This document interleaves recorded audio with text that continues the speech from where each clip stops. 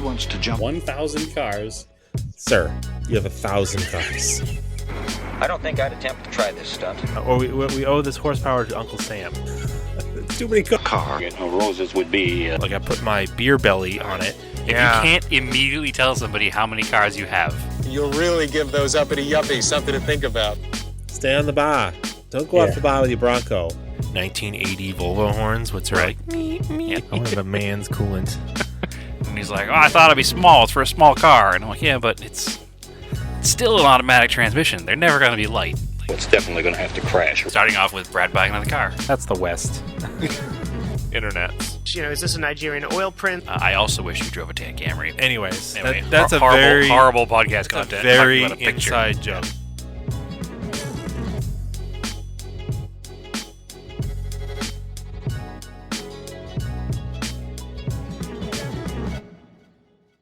Welcome to another episode of Auto Off Topic. Hello, Brad. How are you? Andrew, I am existing. How are you? Okay. You know, that's a thing. That's a feeling, existing. Yeah. I guess it depends on which subject we're talking about, because I don't want to sit here and be like everything's hunky-dory, because, you know, there's some annoyances right now, mostly car-related. So most things are okay, but, you know, cars are broken. So Yeah. it is But what it is. really, it's just the Eclipse, really? That's like broken? It is just the Eclipse. Well, I mean, it's just the Eclipse that's broken that wasn't broken before, because there's plenty of cars that are still broken. Yeah. So if you want to get down to it, there's still one Cressida, one Starion, and one Toyota pickup that are way more broken than even the Starion, I think. The Eclipse, I think. So who knows? But yes, the Eclipse is what I'm currently down in the dumps about. So it's fine. It's fall into winter here in Phoenix, so having the functioning car with deep tinted windows and air conditioning isn't that important, I guess. So it's time to drive the older, less climate controlled stuff, just based on what time of year it is. So that's okay. It's fine. Also, it's Thanksgiving week, so I should be thankful that I have 12 other cars to drive. Yeah, you do. You should be. All those cars. Yeah. So Plus, you don't even have to worry about a daily anymore. So be thankful for that. can I talk about that for a second? Actually, Sure. It's kind of annoying. Oh, really? Yeah. So you think it's going to be like, oh, it's great. Now I have this company car. That's why I don't have to have a daily. I have a company car. I think I've maybe mentioned it in passing. I should talk about that car too, because I have a new company car that I've had for 2 weeks now. So I have some driving impressions here. You get a company car and you're like, yeah, I get a company car. I'm going to save all this wear and tear on my cars. So my office is in my house. Yeah. So I don't drive to an office. Company car is at my house, which is the number one annoyance, because I don't have a lot of extra space for more cars because I have so many garbage old ones. And the annoyance to me is I have this company car. My office is at my house. I get up in the morning. I start work in my office. Then I go out from site to site to do my estimating. And then I come home in the company car. So I'm not driving any of my cars. I'm just driving this company car. Okay. So I have all these cars that I used to try to like cycle them out. Like I'd have my one normal car that I drove all the time, and then have to like, I'd cycle in the other cars now and again and use them just to keep them going. But I can't use my own car for my job. So I can't do that. So I just find myself driving this. This is going to sound like a real baby problem here. I'm having a hard time driving this brand spanking new Toyota that I'm given that doesn't cost me a dime every day, and gas is free. Yeah, it sounds like a you problem. I really want to drive my old garbage, but I don't know. I'm at this stage in life, like I don't go a lot of places. Like You have we the don't do a lot of weekends. things. Yeah, I have the weekends, but then there's other stuff always going on the weekends, and I don't know. I'm just not using my cars right now, and it's weird. Like, and I haven't had a chance to ride the motorcycle since like 2 weeks ago when I did that long off road ride. It's just like I haven't had a chance to use everything, and I don't know. It's a blessing and a curse, right? Because I guess it's saving me money on a daily. I don't need a daily because I don't rely on my own car to get to work. But at the same time, it's like it's a burden to the enthusiast side of me because it's making me not use my cars. So I guess maybe I just need to start doing drives for the sake of taking a drive, but it must be just a new way of thinking I have to get into. So yeah. Anyway, I have a brand new Toyota Camry, Andrew. Yeah. What color is it? Well, it's silver. It's Okay. it's better than white, better than beige. It's actually a pretty No, nice silver. It's a pretty heavy flake, so it looks pretty fancy. so not a tan cam. It's not a tan cam. It's not a base model, but it's almost a base model. Okay. So it's trimmed like a base model, but it's a hybrid. I've had it now for 2 weeks. I've driven it every day, Monday through Friday, for those 2 weeks. I think I've done 250 miles or so. And the fuel gauge just started moving today. So that's kind of cool.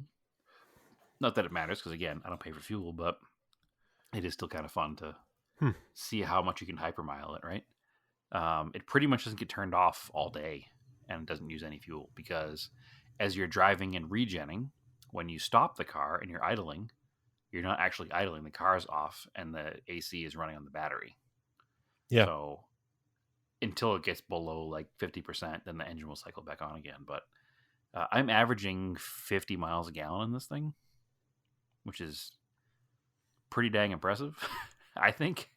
So they basically turned Camrys into a Prius. They basically turned a Prius into a Camry. Yep. Yeah. Yeah, it's essentially the same driveline. So therefore, it's much more appealing, probably to more people. Normal people. Yeah. Yeah. Yeah. I was looking up the price. They're not really cheap, but they're also not really expensive in their market share, I guess. They start at like $36,500 for the hybrid model. It's very expensive. It is very expensive? Okay. It's not very expensive when you look at the price of other cars. I know.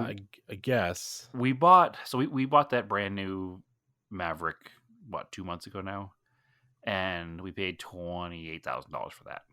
What's an Accord cost? I guess is it like Accord Camry is always the competitor? I guess.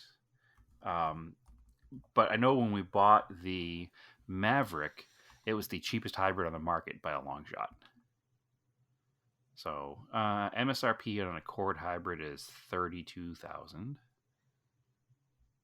and MSRP on a Camry hybrid is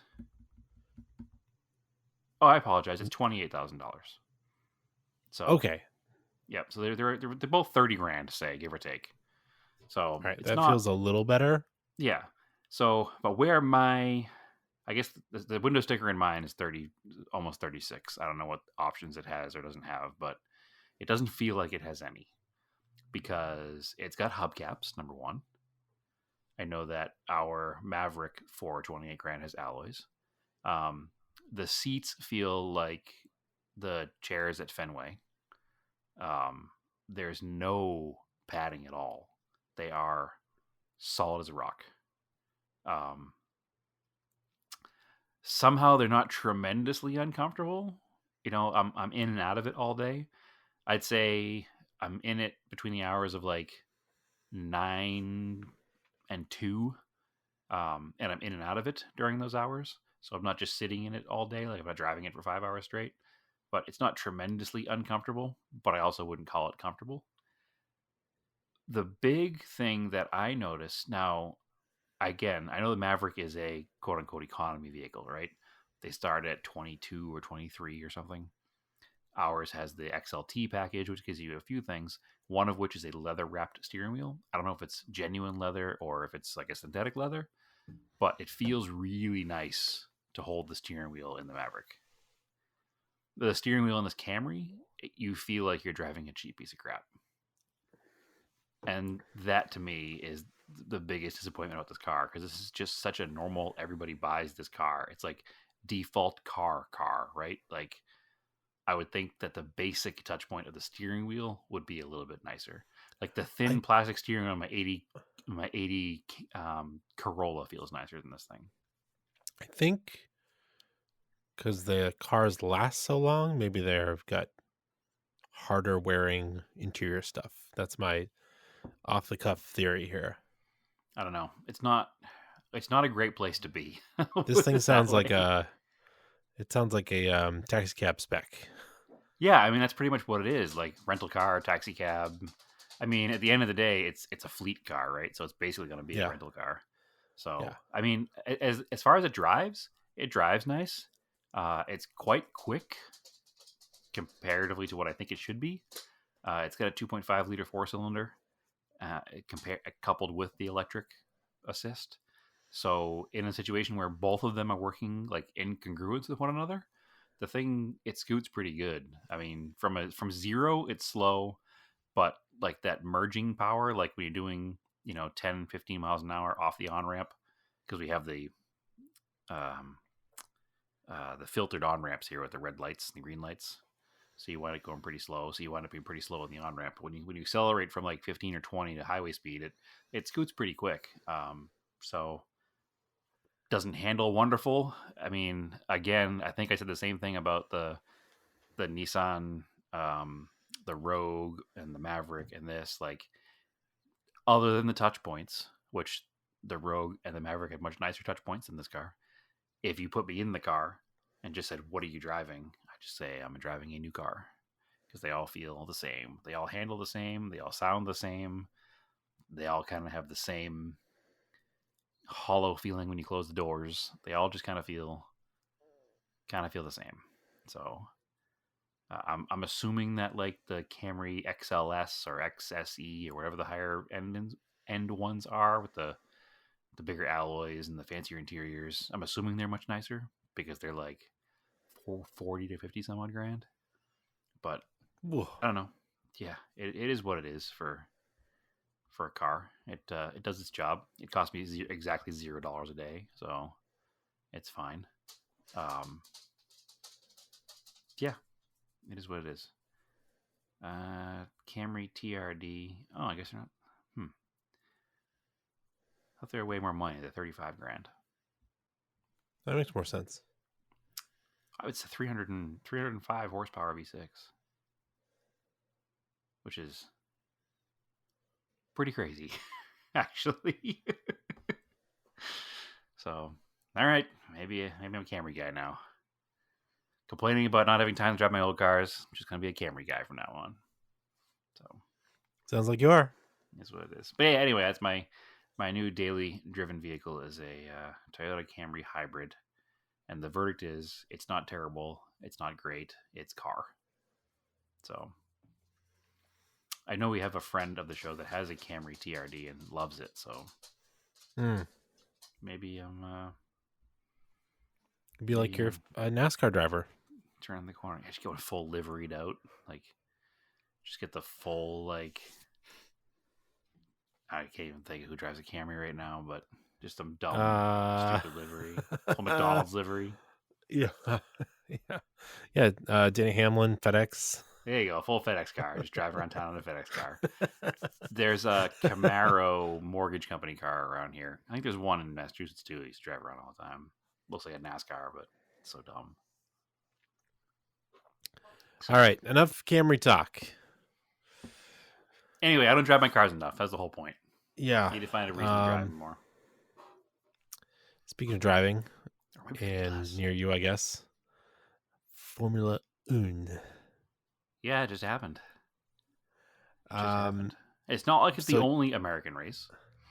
There's two others. It's not. Okay, so yeah, we are not huge F1 fans. We've made no secret of that. Yep. But I was like, all right, I'll watch. I'll bite since it's. Sure. And I was like, when they're hyping it up, they're like, it's the first one in Vegas. And I was like, I don't think it was. And then later on, they're like, oh yeah, they did it 40 years ago, 2 years It's in the a row. first one on the Vegas Strip. Yes. It's the key. That's the differentiator right there. There's been one in Vegas, but it wasn't on the Strip. So that's the big difference. But yeah, it was a thing. There was a lot of pomp and circumstance for this event. I think there is in general for Formula One. So I was talking to some friends, former guest and friend Ron, who's a giant Formula One fan, has gone to Formula One races all over the world. And he was saying that no, he goes, the amount of extra pomp and circumstance for this was way over the top compared to every other event. Every other event has like a couple little things, get in the car and drive. They didn't have like the huge celebrity walking the pits and No, they do that every time now. I've watched a couple of the races this season. They do it every single time now. He said it was more this time. And Fox tried to do it with their NASCAR stuff, and it's terrible. It's like, so like cringe comedy, right? The first person who really did it was like Tom Green show, right? Kind of, Sure. I think, and then The Office show popularized cringe comedy, but this Martin Brundle grid walk is not supposed to be cringe comedy, and it is so cringy every single time I've seen it. Yeah, it's like, what is that? It's all completely unplanned. Like he's just wandering around. It's not even like if you watch stuff at the Oscars or something, they have like red carpet stuff. Like people know what's happening. Celebrities like walk up to the people and they know they're going to be interviewed. This is just the guy randomly bumbling around looking for celebrities. So I guess there's another issue with what happened, because also in talking to Ron about this, he says that the grid walk that is done on the Formula One official broadcast is a little less cringy because the guy's walking around with a microphone that says Formula One, so everybody knows that he's official. The problem here is all these celebrities are not car people and are not race car people. So when Martin Brundle walks up there, nobody knows who he is. Nobody knows that he's a legendary Formula One driver. Nobody knows he's a legendary commentator. Nobody knows who he is. And his microphone literally just says Star or something on it, whatever the network is that's broadcasting it in the United States. Sky. Right? Sky, whatever, yeah. So nobody knows what that is, so nobody gives him the time of day. So my favorite part of that whole entire thing was ultra cringy, but he walks up to Shaq, and Shaq completely ignores him. And Martin, under his breath, just basically says, "Man, I've had a good career. It's fine. This can be the end of it. It's over. Like this is how it ends. It's fine. It's been a long run." Well, I think it was in Texas or something. He mistakes someone for someone else, and that was a huge thing too. Sure, because he's also not a celebrity guy. He shouldn't be talking to celebrities. When he talks to race car drivers, crew chiefs, team owners, race car stuff, he's great, but he has nothing to talk to Shaq about or Steve Aoki about or any of these people he doesn't barely know. So it would just be like you or me trying to interview Steve Aoki. Like, hey, Steve, heard you like playing records. Where are you playing records now? That's basically what he's standing there, and behind him you can see Jackie Stewart. Like, go talk to him. Yeah, but that's not what the network wants. The network wants the celebrities that are big in America, right? Because that's what they're trying to do. So, all right. So what time did the race start for you? Like, what time did the coverage start for you? So coverage started around 9 p.m. The official coverage, like with Martin and Danica Patrick and Jensen Button, started at 10. So midnight for you, I think. I thought that's when I turned race it on. Started at 10. That's why I turned it on at 10, but it was not. It was the pre-race stuff. I thought it started at midnight. I turned it on at midnight. I was like, what is happening here? Like, we watched a movie beforehand. Right. I knew it was going to be on late. I had an espresso. I was like, well, we were watching the National Geographic special about JFK, that new one that just came out because it's the 70th anniversary or 60th Oh, anniversary, I should say. ironically, I watched the Michael Fassbender movie about being an assassin. So Oh, excellent. Well, anyway, we were watching that, and I turned it off a little early to make sure I caught the coverage. 'Cause I thought the race was going to start at 10, and then I was pissed because I could have just finished watching the JFK documentary. So, anyway, yeah, I watched that whole hour of cringeworthy coverage. If I had to hear one of them say, "This is the Super Bowl of auto racing again," I was going to throw something at my television because famously, the Daytona 500 is called the Super Bowl of auto racing. famously, the Indy 500 is called the Super Bowl. Yes, Auto both of them racing. are. But I think Daytona has been called it more than Indy has. Probably just because NASCAR started doing it first. So, but anyway, it's again, No, that's they didn't. no, it definitely NASCAR called it the Super Bowl of. Oh, of I'm auto going to say the racing. Indy 500 is older. No, Indy 500 is the oldest continuous running car race, period. But NASCAR started saying the Daytona 500 is the Super Bowl of auto racing well before anybody called Indy that. So it's NASCAR marketing stuff, right? Anyway, but what bothered me about this was the crazy amount of pomp and circumstance behind all of it. It was just a race in the season. It was not a championship race. It's not That's the a F1 brand, first though. race. Yeah, I just think it was over the top for the American market more so than usual. So And then it's like, yeah, it's a lot of stuff. However, when they got, oh yeah, so it's all this like build up, and I was sitting there with Stephanie. I'm like, yeah, this is only for like 50 laps. She's like, what? I'm like, yeah, it's like yeah, 50 laps long. It's like super short. yeah. The fact that there's no like support races is weird. That was weird too. There should be something. It's so I guess they did it late at night, so there wouldn't be really bad traffic. But also, if you did it during the day, it would have looked disgusting because Vegas is gross during the day. Yeah, It only looks cool with all the lights on. yeah. Vegas in daytime is filled with regrets of being in Vegas. Yeah, you're like, ugh, So no, thanks. there's a reason that all the hotels are resort style hotels because you don't want to go outside during the day. So No. It's and don't, I like going there every once in a while, but I only like going out at night because yeah, like during the day you're like, this Yeah. stinks. yeah. No, there's no reason to go to Vegas unless there's an event in Vegas. I listen. Yeah. There are Vegas people. There are people who like to go to Vegas.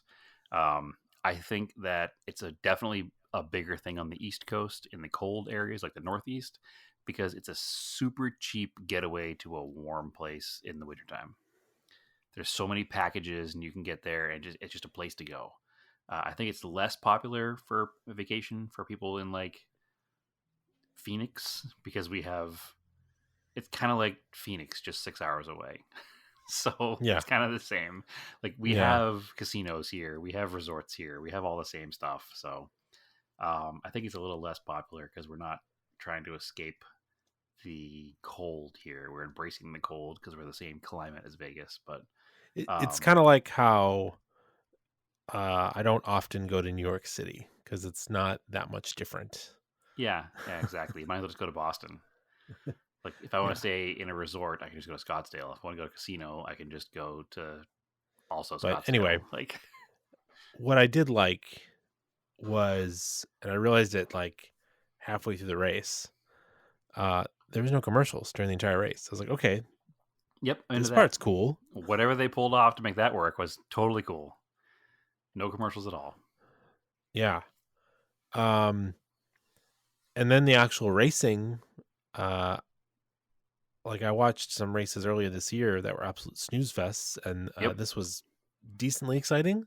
Yeah, there was a lot of passing. The last 10 laps were amazing. The Ferrari of Leclerc and the third place car of somebody else changing places like 5 times over 10 laps is pretty amazing. That's There not was a F1 lot- like at all. Yes, there was a lot of movement around for F1. I don't really understand the pit stops. It's like really weird. What do you mean?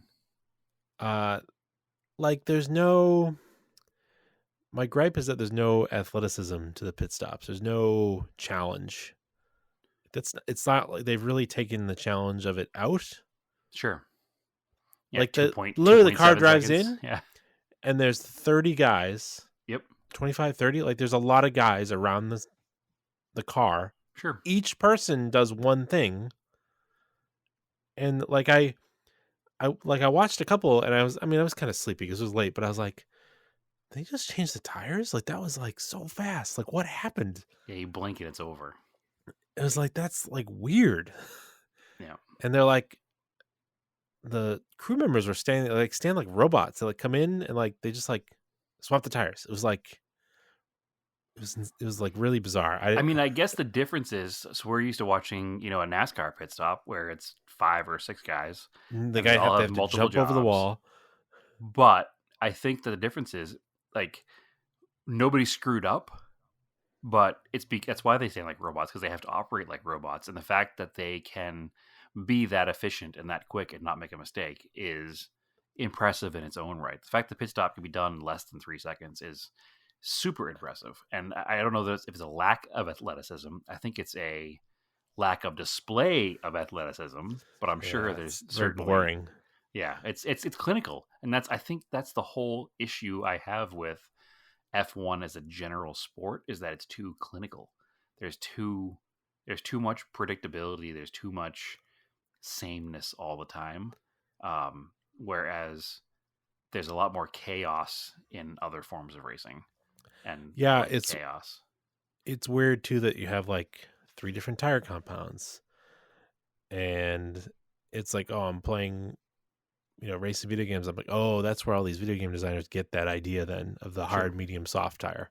Yep. Yeah, that makes sense. I mean, that's the same as rally cars have different compounds they can use during the races. They do. But I mean, whatever. Listen, F1 is the pinnacle, right? It's the top level.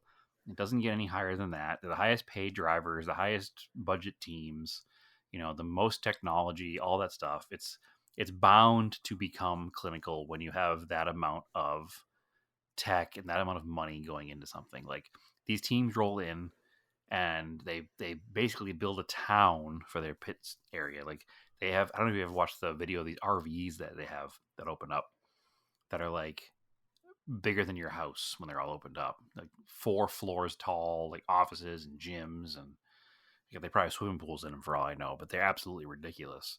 And the amount of time and effort and money that goes into this, it becomes clinical. It becomes almost not for the people, I think, is what I'm thinking of here. Like, it's just, it's the people who are really into it. A lot of them, and not all of them, so please don't come at me with this, but a lot of them are into it because of the off-track stuff. The on-track stuff is neat and exciting, but it's secondary to the whole spectacle of what F1 is. And that's what, old school fans will talk about, the Drive to Survive effect, right? This TV show came out, and it made the whole thing kind of a soap opera. And that's what's really driven a lot of the success that F1 has had the past few years in the United States specifically. It's probably the entire reason there is a Vegas race this year, I'm sure, is 100% because of the success of Drive to Survive. So it's a whole different thing that we don't know, and NASCAR doesn't really have as much of that. We obviously have rivalries and battles on track, and, different people don't like other people, but it's less of an important part of the whole thing, as in F1 it seems to be a pretty big part of it. So I don't know, I genuinely enjoyed the race. I was super impressed with the lighting. Like, it was super bright and well lit. Like, the racetrack itself was so bright, and the racing surface was so bright, and then immediately on the other side of the wall it was dark as night. So they did a really good job managing the lighting, making it almost look like it was daytime. I think it's Sparks were cool. Sparks are super cool. That sphere thing is weird as hell. Yeah, well, that's a whole other conversation. It's so weird. Yeah, I don't get it. Like it literally looks fake. You're like, Yeah, it's weird. Not a fan. Whatever. It's Vegas, man. It's just a ridiculous place. uh, The fact that they set this whole entire thing up, like you said, for 50 laps, just seems so over the top. so they signed a 10-year contract. It's a 5-year contract with a possibility to extend to 10 years. Yep. But So- that building the pits the paddock is permanent. Correct. Yeah, they built that. Yeah, they bought a piece of property for like $2 billion or something. Absolutely astronomical to build that there. So that'll be there all the time. My assumption is there'll be like attraction. fan things to go see when you're in Vegas, because again, Vegas obviously a huge tourist place. So I'm sure that will be an attraction all year, and then as the race comes up, it'll be for the racing. So I don't know. Wild stuff. It's wild that it exists. It's wild they can go into a town, close off the streets, and I mean, I know IndyCar does it and other race series do it too. And with all of them, it blows my mind. So, but I did enjoy it. It was fun.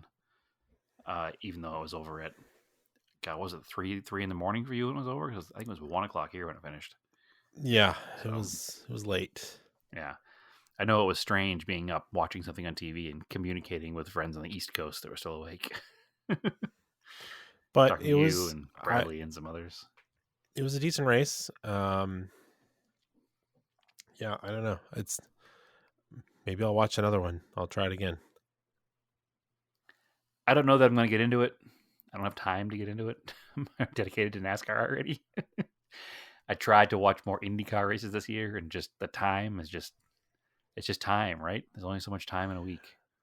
The thing is, the IndyCar racing is like a lot better because there's more cars. There's a lot more cars. There's a lot more passing. There's a lot more action on track all the time. Yeah, It's like open wheel NASCAR. this is, and I mean, I caught a couple of clips of Formula 3 because they're running at Macau the same weekend, Yep. which is also a street circuit surrounded Sure. by casinos. Yep, absolutely. Um, That's an old race though. Yeah, and they were they were passing like Indy cars, like a ton of them on track, tons of movement. So it's like Formula One. So that's what's so strange to me about it. It's like everybody has a 2-car team. They like go out.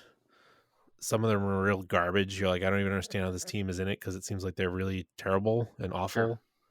And then you've got or it's just that the one Red Bull team is just so much better than everybody else. It's weird. Yeah, they seem to be the best. I know before the race even started, everybody said that Verstappen was going to win, and what happened? Verstappen won. So Yeah, and he's like a real jerk. It seems. yeah, he's definitely a love him or hate him character. So I don't think that he's a jerk. I think he's just callous. Like he doesn't have any he's almost like non-appreciative that he's there. Like he's just, yeah, I'm here. This is my job. Get away. I got a job to do. So Very strange. yeah, it's a very strange thing. I'm not regretful for having watched it. I'm glad I watched it. It was enjoyable to watch, but yeah, I don't think I'm going to become a huge Formula One fan because of it, which is, I'm sure, what they're hoping. And obviously, I think another big issue is just the price of admission to go to these American events is so high. The ticket prices are high. The hotels locally are high. Like everything is just, it's thousands of dollars to go to one. In fact, I was talking again to Ron yesterday about this, who's gone to races in Europe. And he said that for his entire trip to go watch a race at Spa and sit on one of the most iconic corners in motorsports and factor in hotel and airfare and race tickets and everything, it cost less for that trip than it would have to go to the drive to Vegas from here and watch that race. So, Well, the other problem I have with Formula One is that it's sports washing. They really love going to Middle Eastern countries because they'll pay for it. sure. That have questionable human rights stuff. So, Sure. Like Vegas. not a fan of that part. Yeah. Yeah. Yeah, no, very, very true. It's up there with FIFA, right? Exactly. Yeah, Yeah. it's just as corrupt, it seems, as FIFA. Yeah. So, I mean, similar vibes. You know, football is a huge sport everywhere else. Football. So, mm-hmm. All right. So, other than F1, was a busy weekend for car stuff here in the Phoenix area. Before I take off into my whole weekend of stuff, was there anything going on out there, Andrew? Absolutely not.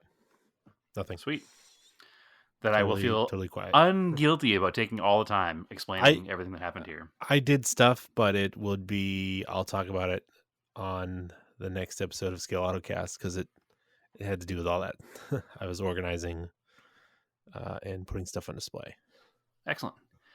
So I had planned to do even more things than I did, but we had a rare rainstorm here. It rained pretty heavily Saturday morning. I woke up in order to go to 4 till 4 for Shakedown, and I'm not above going in the rain, but it was a absolute torrential downpour, thunder and lightning storm. So I figured I'd skip this one. Didn't need to go. Figured I'd take that as a sign to stay in bed and actually get a little rest and relaxation on a Saturday morning. So I missed Shakedown. Also, because of that, I missed the Scottsdale Vintage Motorcycle Show. But what I didn't miss was Good Guys. I was giving you an opportunity to say, okay, Boomer, but you didn't do it. So No, I don't know. Are you a good guy? Are you a good guy? Are you a good guy? I don't know where the name came back. You sure about that? It was a lot more than I expected. I think the car count was down based on the fact the day had started as a rainy day, but it's a destination show like a Radwood. So people come from all over and out of town, and people who aren't local are going to still make it to this thing. And the weather cleared up enough by like 11 that people did come out. I mean, I don't know. I'm imagining it. It's not. Is it a billet show? Like billet hot rods? It's a trend show for sure. Okay. So the main, so think of a Radwood. And for anybody who hasn't been to Radwood, bear with us. Radwood has the Radwood Royalty parking area. Okay. And then the regular attendee parking area. It's very similar. So it has like a featured parking area where cars are parked with a ton of space in between them and kind of often displays in different ways. And those cars are all feature cars, and they're all featured for different reasons. Whether they're like the hot rod of the year or the under 30 builder of the year or all that kind of stuff is separated in big open areas. And then everything else is parked like a normal car show, kind of just lined up in parking spots where there's room or fanned out a little bit in the grassy areas. So there's a little bit of everything. So if I'd gone to this show in 1995, it certainly would have been full of billet cars. Okay. Billet cars are passé, so there aren't that many of them. One of the vendors was a billet steering wheel vendor, so that does exist still. But overall, just like any show, there's going to be some cars that you look at and you chuckle and go, not for me. And there's going to be some cars that you look at and you're like, that's rad. And some cars you look at and your jaw is just going to drop. So hard to guess how many cars there were because of how they were laid out. But I'd say there were probably 300 or 400 cars, just based on where they were parked. There was definitely space for 3 times that. So I don't know if normally there are 3 times that in cars, and just the weather kind of kept a lot of cars away. I know Good Guys has had a pretty big shift lately into trying to attract more and younger crowd.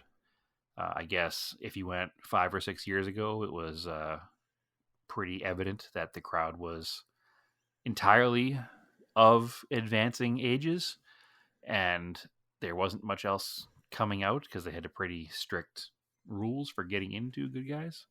But now it's any car pre-2000, which seems pretty open, but I mean, there's definitely some self-policing there. Most cars are going to be what fits in there, hot rod muscle car theme. There were a few other cars that were outside of theme. I did count 5 Japanese vehicles there, which made me a little happy. And I kind of hatched this big plan that I was talking to some other Japanese car friends that maybe next year we all just kind of go together because all of our cars are eligible and kind Yeah. of park together and kind of show the good guys like another side of the hobby. No, because Um, your Cressida can definitely be done in a Moon Eye style. But yeah, the Corolla, the plan with the Corolla is to do it Moon Eye style, but the Cresta is Yeah. probably the car I took there. Yeah, for sure. So I think that that might be the plan next year because as a spectator, the event was a little expensive. Looking online, I thought it was $23 and that was it. So I drove down there. When I got there, it was $28, which is not cheap. But they also charged $10 to park, which annoyed me because you're parking on the property of the place that's hosting the show. So they're kind of double dipping. But anyway, and to enter a car, it's like $45 for the day. And then you get to drive right into the show. And that includes people in your car with you. And also, if you drive a car in, you can bring a cooler with beverages. So you don't have to pay the exponential amounts of money for food and drinks that are in there. So it would save a lot of money bringing a car to the show. So I think next year I'm going to bring a car. And I'm going to try to get a bunch of other Japanese car guys to also bring a car.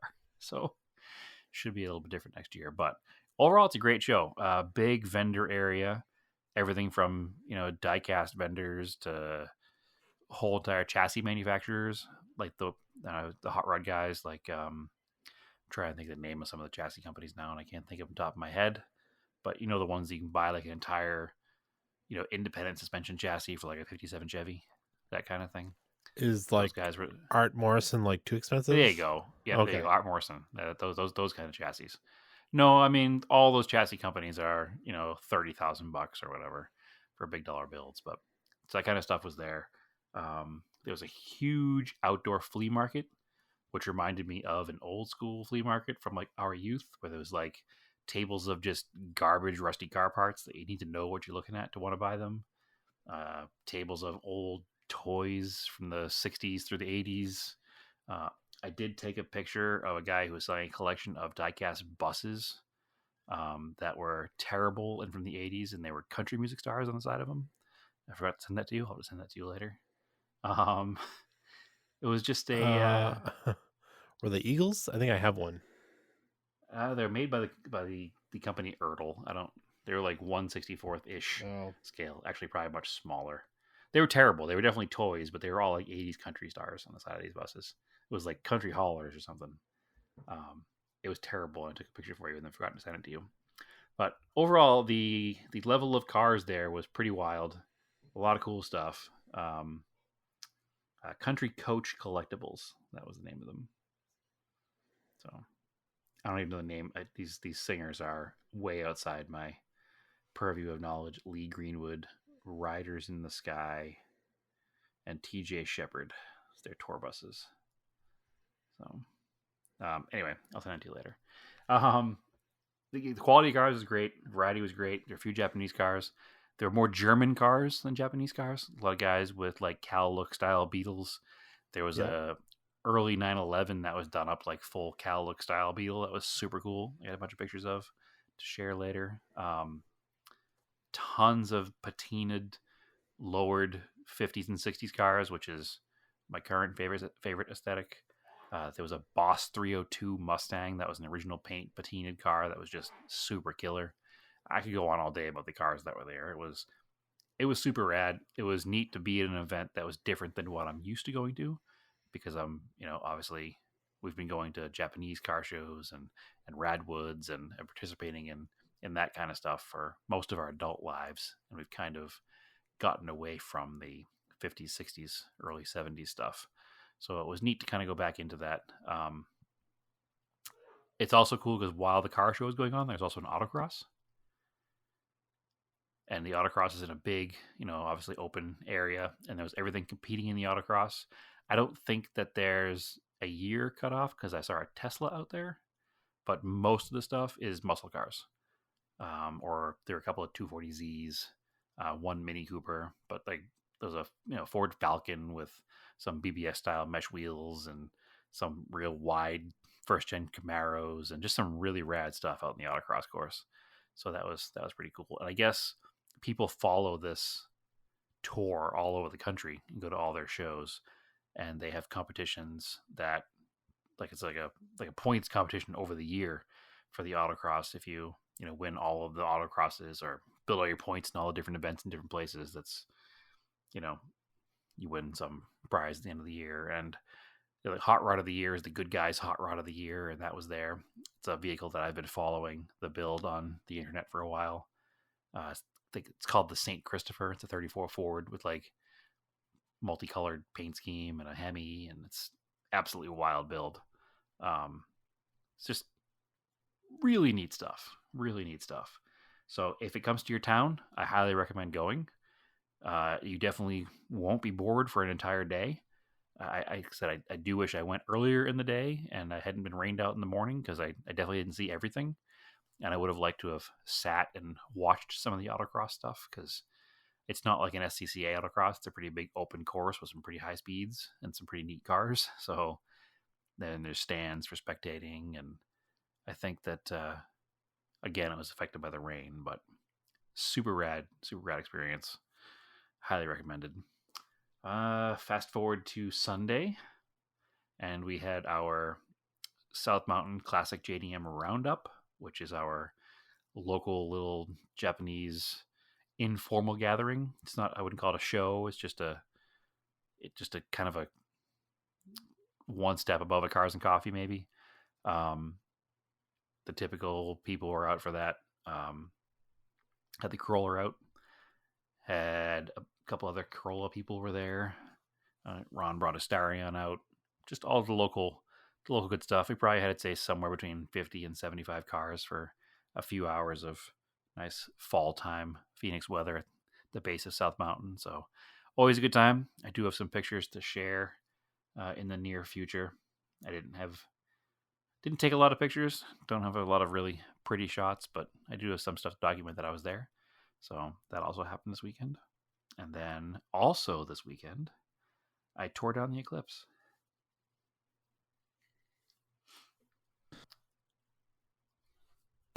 Yeah, how'd that go? Had I had the valve cover off last time we recorded?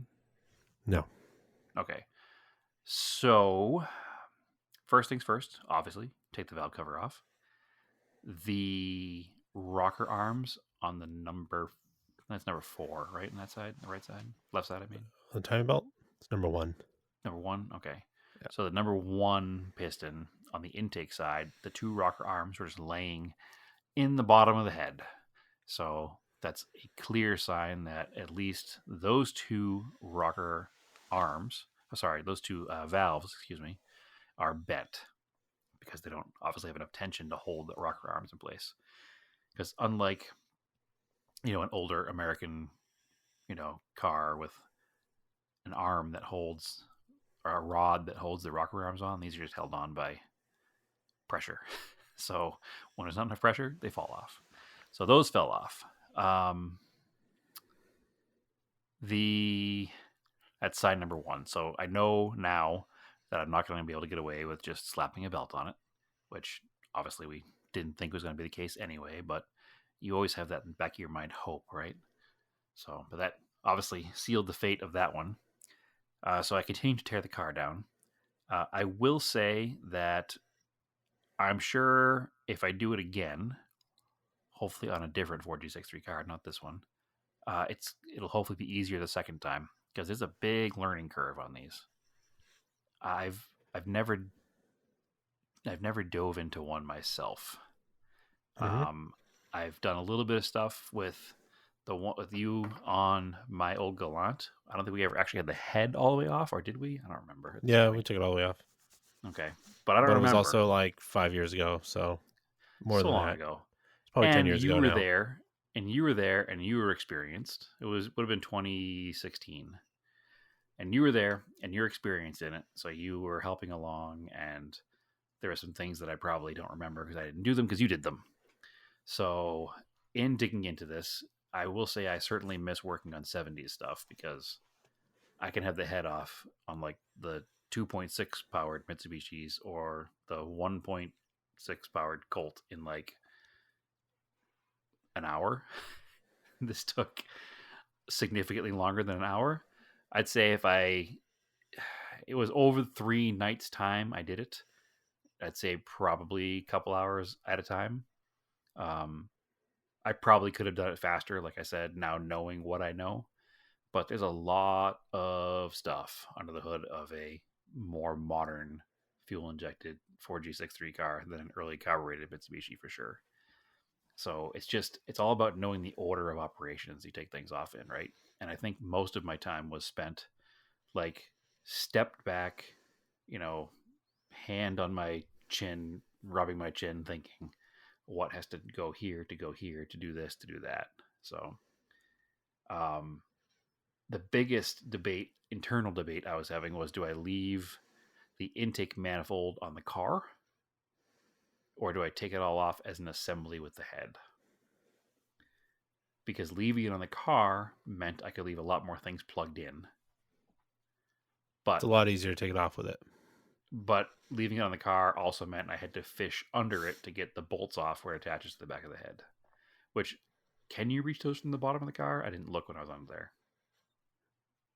You probably could, but you don't typically need to change that intake in the car. Like, there's no reason why you would. Right. So it's easier just to take it with the head. I would have even taken it with the exhaust manifold too and done that on the bench, but so I considered taking it with the exhaust manifold, but then I was looking at the flange where the exhaust manifold meets the front pipe, and I decided it was better off just to separate it. Yeah. Head.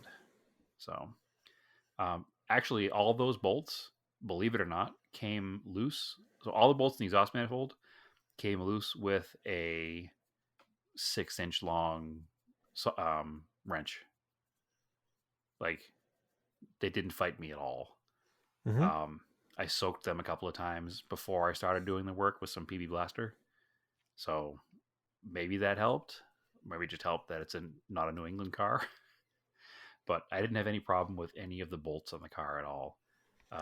The only issue I ran into was the head bolts themselves were a little difficult because they're like a 12-point head bolt. That's what I was trying to remember, if they were 12-point or 6-point factory. No, they're a 12-point factory.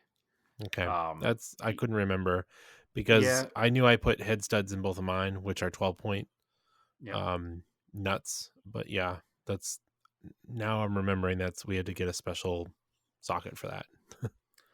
Well, I have a 12-point socket. So it worked.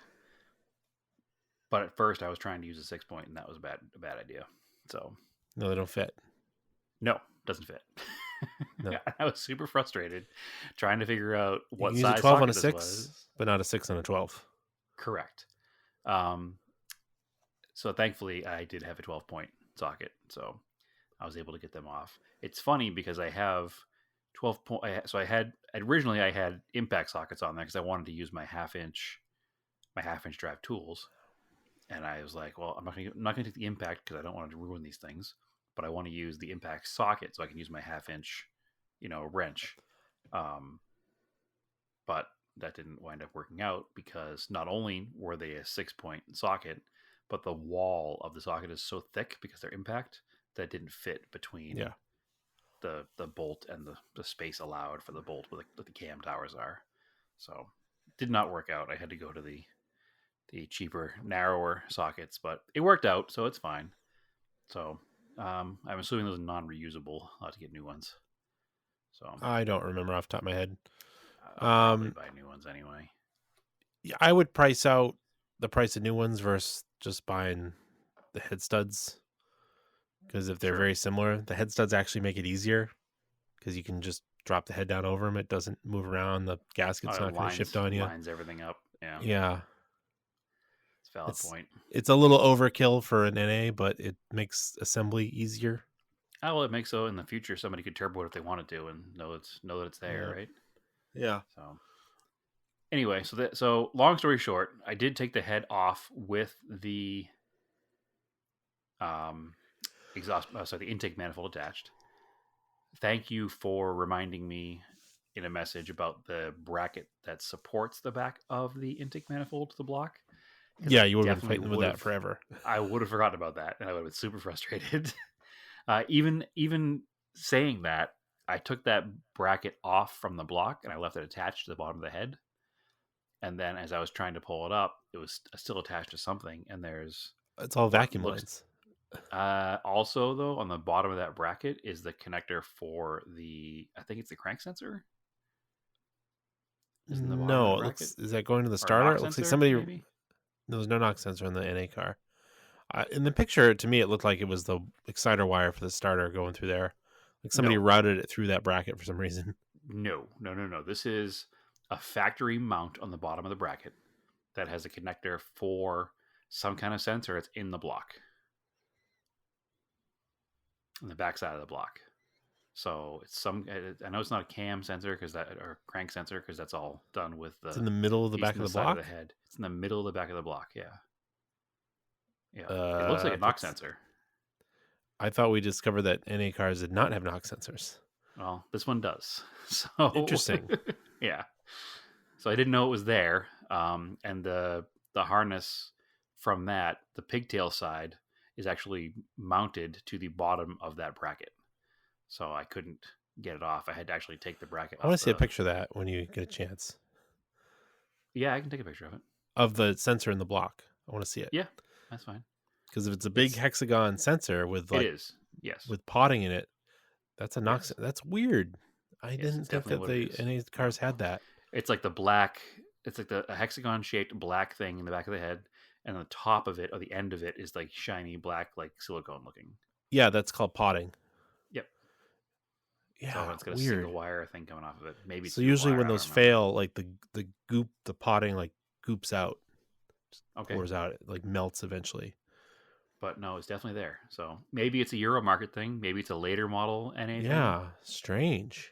But it's definitely there. So Huh. I didn't know it was there, and I went to take the head off, and I was like, "What is still stuck?" Yeah, And because I then- wouldn't have expected to be there. And then I almost probably broke it trying to get the stupid thing off. And I'm glad I didn't because I know there's not. Yeah, there's they're no way. real hard to get right now. Yeah. So. So glad I didn't break it. But anyway, so yeah, that was there as well. But so long story short, the head is off. Unfortunately, I'm headed to a family gathering for Thanksgiving, so I won't be able to do anything else from this point forward until after the holiday. But I do have the name of a local shop that has done a ton of 4G63 work for former guest of the show and friend of the show, Josh from Adventure Driven Design, and our mutual friend, Keith Roper, the Gallant VR4 rally car driver. So he is all set up for doing 4G63 cylinder heads. So Josh says just to bring it to him, be like, hey, this is what happened. Tell me exactly what I need to buy. And he'll tell you exactly what you need to buy and no more. And he's pretty knowledgeable and should be able to turn it around hopefully pretty quickly. The So it won't be down too long. so it looks like all the valves kiss the pistons though, but the pistons look Every all right. single valve hit the piston. Zero question. Yeah. There's a mark from all of them. All 16 Yeah, of you can them. see where it like broke through the carbon. Yep, middle shiny spot. you One of could them looks worse than the rest, but it yeah. doesn't look bad. I think So the I think pistons you are all might be serviceable. fine with those because it's not turbo. You're not gonna get hot spots. No, everybody says they're fine. Yeah, Everybody you can show the picture soak too. them with WD-40, I'm going to clean them. Yes. and then the carbon will come off. Yep. Yeah, I'm going to clean and them. and just double check in with the carbon all cleaned up. I'll have to find. I've got the part number somewhere for the Mitsu multi-layer head gasket. It's a factory part. It's 3 layers. I'm going to buy the 3-layer metal head gasket, and I'm going to buy the carbon Kevlar belts. Yep. So, And I you can might be able see to- down inside the timing cover, the balance belt is in the wrong place. A piece of it is. Yeah. So the balance belt's definitely broken, unfortunately. I'm not sure what happened there yet. But I haven't. Yeah, you got to take the I have covers to pull off. the side covers off to do anything else. And taking the side covers off involves jacking the car up, taking the wheel off, taking the inner fender liner out, and going from in there because all the crank pulleys got to come off, all the other pulleys have to come off, the belts have to come off. I just haven't had a chance to do that At yet. least with a manual transmission, you can put it in gear and break that crank pulley free. True. Yeah. So, yeah. What else? The only other thing the big thing's going to be head gasket. I need a new timing cover because mine is. Yeah, you're gonna have to find a shattered. used one. I don't think they're available anymore. Are the 2G ones different? Lowers, I don't know. We'll have to double check. Off the top of my head, I don't know. They could be close. Because I was looking last night, and there's brand new 2G ones on the market. We'll have to ask around. Yeah, You might be able to, or people have them. I'm sure. Yeah. There's. You There's want to do a another water working pump too? theory. Yeah, I'm going to do a water pump. Another working theory, unfortunately, is that possibly my problem was entirely caused by pieces of the timing cover. There's a big boss in the middle of it. I noticed that was broken. Yeah, and missing. So if that actually cracked and fell down into the timing mechanism, that would certainly have caused a ruckus down there. So that could be a part of it too. So I should replace that piece. The thing's broken in multiple places. It's actually cracked from top to bottom along the backside. It's one the bolts off. It's going to come out. It's going to come out of the car in 37 different pieces. So yeah. Unfortunately. Yeah, it's not too wish bad. Somebody made an upgraded metal one, but nobody does. Hopefully, I'm thinking about it now. If somebody's got a good one, they should really 3D scan it, 3D print it, yeah, and 3D print it. Well, it's I possible. know The technology exists now for sure. Well, I know there's companies out there. I know for Hondas, like the K series guys, they can buy an aftermarket one that's metal, so it lasts forever. Yeah, that's the kind of thing that.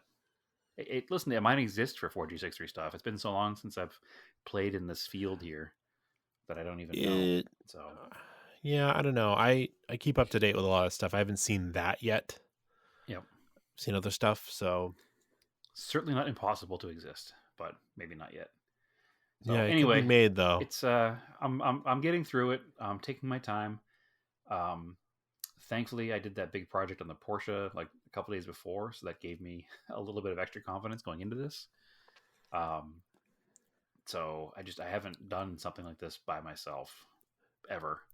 I've always relied on you and your dad have always been around to help me with these big projects. So moving 3,000 miles away from you, short of buying you a plane ticket to come help me, it's been a little bit different. But I do have some support out here. Like I said, I had Josh and I got Keith and some other guys. And actually, a third event that I went to this weekend was the Pabs Saturday night show. Yeah. And there were 2 1Gs there. One was a white Talon that looked pretty built. And the other was this dude who I know through the internet only. He goes by Issa DSM. He's local out here. I think you follow him too. But he's got a first gen Eclipse, and he's constantly buying and selling first gen Eclipses and second gen Eclipses, and he actually puts them back on the road and sells them. So he does the world a service. But he has tons and tons and tons of parts from cars he's parted out over the years. So he's already offered me some good valves and some stuff. So that's a good connection to have. So I know him from the internet, met him for the first time in person, so that was cool. Yeah.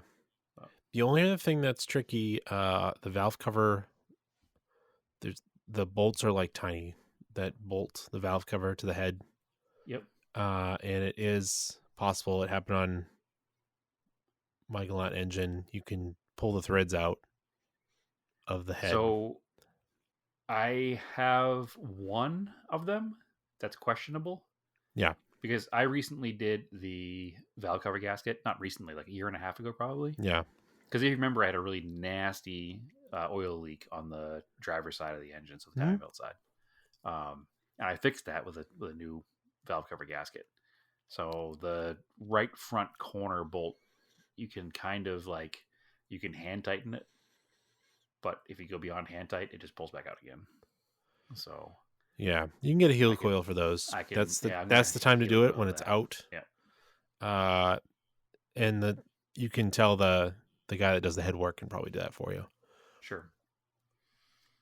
So yeah, I'm excited that that's as far as it is, because anybody who's listened to the podcast long enough knows that sometimes when things break, they get pushed in the backyard and never touched.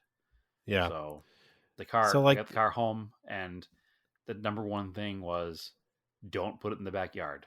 Like, literally park it in front of the garage with what's in the way and start working on it, because I want to make sure I get it done. I was planning on selling the car. I'm sure that's why it broke, because it was like, you're not going to sell me. I don't know whether or not I'm going to sell it when I'm done. Obviously, it makes less financial sense to sell it now because I'll be deeper into it financially. I know that I talked about that last week, about the value of the car versus what I'm into it for and all this. And I don't think that matters. I think that's like the price of using it. You look sure, at it but that it way. stings. It just stings. Somebody actually said, shame on you, Brad, for putting value on a passion project. And I was like, well, it's not a passion project when you're actually trying to sell it and you're not actually modifying it, you're just fixing it. It's no longer a passion project. Now it's just all dollars and cents. So we'll see what happens when I'm done with it. I wanted to look into the upgraded lifters as well. Oh yeah, Get rid those of the aren't tick- expensive at all. Yeah, I want to get rid of the ticking. So Yeah.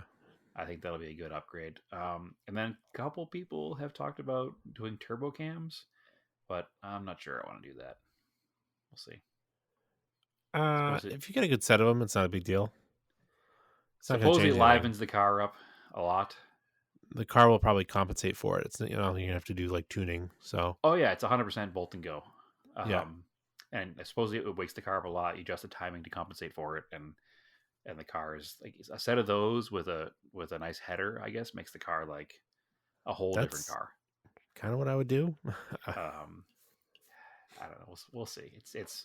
It's all cost dependent, Andrew. That's the thing. And if I do all that stuff, it's a slippery slope, because then I'll be doing more body work, and I'll be doing this, and I'll be doing that, and you know how it goes. So I guess. I think step one is get the car to the machine shop. We could head to the machine shop, I should say, and just make sure everything's good, and start pricing out parts. Because while everything's not expensive, everything added together gets expensive. So, it's $200 and some odd dollars for the Kevlar timing belt, and another $100 and some odd dollars for the Kevlar balance belt, and a couple $100 machine work, and then whatever cost of replacing valves and guides, and whatever guides are probably cracked, and it's going to be. And if I do cams, a couple $100 in cams, I need to do a header, a couple $100 on a header. It just it snowballs quickly. So you were talking about turboing it like last week, so I was. this is the cheap way to do it. I'm off that train.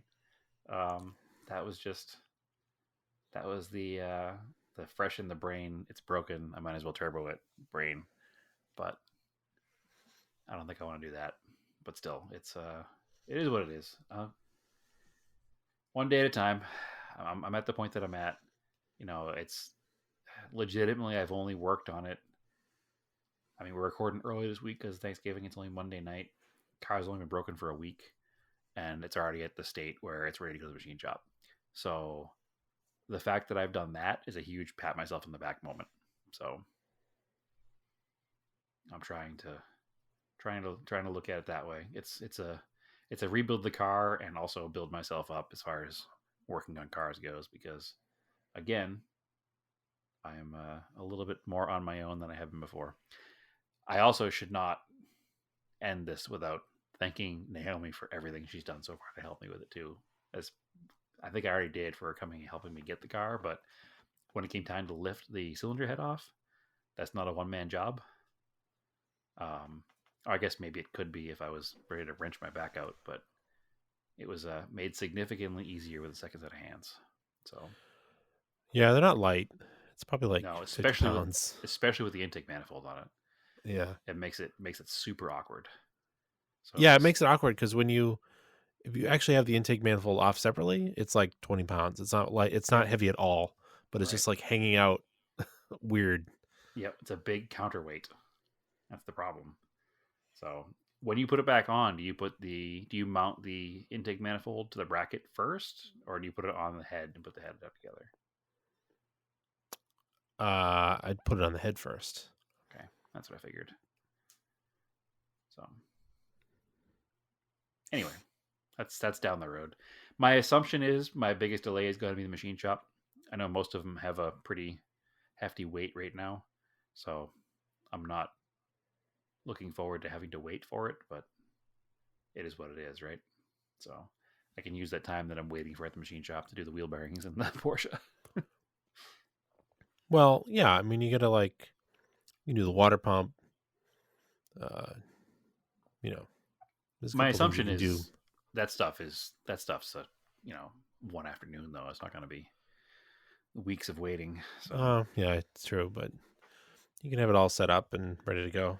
yeah, I intend on it. I intend on having all the parts here, everything ready to go, and kind of get it together. I have talked to Josh about coming by on the day that I do the timing belt, just to second set of eyes. I'd rather have somebody just check my work. You know what I mean? Because I'd hate to put it together wrong. So I think having somebody who's experienced with 4G63 stuff, who's done countless timing belts, come over and just kind of walk me through it morally and not morally. Yeah, I guess morally. No, is that what we're looking for? I don't know. I also have all the books. Mentally, that's the word I'm looking for. With all the specs for like torques and stuff. Yep. Yeah, I'll need that. The only book I don't have the factory book. I have your factory electrical manual here, which I have to get back to you. But I have just the Haynes manual, which it's a good reference point, but it's not the Bible, obviously. So I think everything's online too, isn't it? So Yeah, you got to look for them, but yeah, they exist. But I can also just go over to my shelf. That's why I kept them. take pictures. Yeah. Well, anyway, that's where we're at. Like I said, I'm going to pat myself on the back and say the car's been broken for a week and it's already torn apart. So that's huge for me because, as you know, in the past, the car gets pushed in the backyard and I just buy another one. So Yeah. that's So yeah, living up to the podcast description though. I had it in there, broken timing belts. yeah. Well, I'm sorry. I'm sorry. I'm terribly sorry. I could live up to that. So, you did mention in our Discord chat the other day that oil-soaked belt could cause the problem. Yeah, I hadn't heard that before, but oil swells it up. okay, maybe. Hopefully not, but maybe. So, anyway, but yeah, it's cars apart. Next steps, machine shop. Unfortunately, I have a dead week here where I'm not going to be able to do anything, and then we'll see what happens after this week. So hopefully at that point it'll be good. So I mean, you can strip the head down further, take the intake off, yeah, no, that's done. take that cam angle sensor off. So Yeah, I pull damaged. I'll pull everything off. That's fine. I'm gonna give it to him as light and bare as possible. So anyway, that's all I get for this week, Andrew. Anything extra you want to bring up or chat about? I don't have anything. Come join the Discord. There's fun stuff over there. Always. We've got I don't know. That's kind of it. Like, watch come The only join problem with the Discord. Discord is you don't need to listen to the show anymore because you know all this already. Yeah, but it's still fun to hang out. Yeah, it's fun to hang out. Yes. The only other thing, like, if you've been listening for a while, you haven't done like a review. I haven't asked for this in a while. Go like do a review on your podcast app of choice. Help us get a few more listeners, maybe. Yeah, for sure. 5 stars only, of course. Yeah, please. I think we're talking about doing a Discord. Oh, speaking of Discord, we're talking about doing a Discord sticker special. So if you're a Discord member, we'll have stickers just for you. Yeah. I was actually thinking about that the other day. Probably you after the sent over first year. Yeah, you sent over a sample to me with just different colors, but I think maybe we should do something. Yeah, Maybe but I'll something only offer totally it to different. people in the Discord. Yeah, just a little secret society. It won't cost anything. Secret auto off topic society. Yeah. Yeah. So, All you have to. It'll cost me something to print them, but it won't cost you as a yeah, we'll give those Discord away user. for free. Yeah, as a thanks for supporting our little community. Speaking of other merch, we've teased it for many years. We had a couple times we sold some merch. We were very disappointed, and we're sorry if your T-shirt didn't come out properly from the vendor we chose last time. But I am getting some new hats done. It's been a hot request. I am personally involved in making them, so they will be perfect. And those will be for sale end of December or first of the year. So I'll have those hopefully in my hands by next weekend. So look out for some hats. Also, some keychains will be involved in that process as well. Those will be a for sale item, not a for profit for us, just to cover our costs because they're not inexpensive to make. So I'm not going to give those away for free. But if somebody would like an auto off topic hat, we'd love to outfit your head with one. So keep an eye out for those. We'll figure out how we're gonna sell them, but we'll make it work. So those are coming soon. But yeah, that's it. All right, cool. Find the podcast on Instagram, Out Off Topic. I'm on Instagram, Race and Anger. Also, we released an episode of Scale Autocast that is on YouTube under Scale Autocast. We finally did it. True. Is that also on a podcast feed somewhere? No. We should probably just release it on the Off Topic podcast feed and just put like, hey, bonus. I could do a bonus one for it. I was just going to let it ride as a YouTube podcast because it helps to have the visual components. We do it via video webcam so that you can see the cars that we're talking about.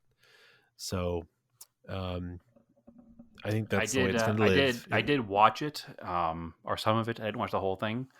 I need to upgrade my lighting for sure, especially when it flips from you to me because it's nice and dark in here. Get yourself a ring light. I have one, but I didn't use it, so I'll use it. Get a Brad Fans account. Hey, well, whatever makes me money in 20. Listen, I got to pay for this. Got to pay for the cylinder head somehow. All right. Yeah. Is there a beard fans account and a Brad Fans account? I'll tell you what. I'm hoping people will buy some hats, but that's all I'm selling. So nothing else. just wearing the hat. Nope. No. This is also wearing a shirt. Life is good. They can find me on Instagram at TSISS350. You can find us on Instagram also at Scale Autocast. I am sort of on Threads. I'm not really understanding it. I'm trying to figure it out. But I think it's very similar to the old Twitter, and I don't really understand that either, so I'll get there. So, yeah, that's fine. Yeah. Anyway, that's it, Andrew. Cool. Yep. Keep cars analog and aim for the roses.